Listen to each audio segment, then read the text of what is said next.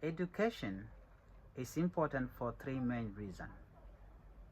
If you are new to my channel, help me by subscribing. Number one, empowerment and opportunities. Educations provide individuals with knowledge and skill needed to pursue better job opportunities and improve their quality of life. It empowers people to achieve their goals and become self-sufficient. Number two is economic growth and development.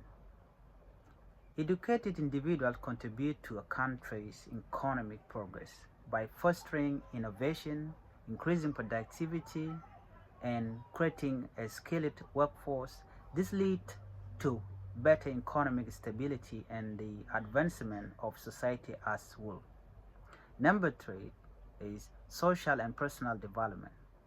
Education helps individuals understand and appreciate different cultures and perspectives, fostering more inclusive and empathetic society. It also encourages personal growth, build confidence, and nurture values such as respect, tolerance, and ethical behavior.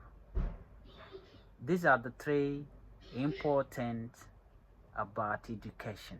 You need to understand that education can empower and can give you an opportunity when you need job. It can also make you grow, when you want to do something.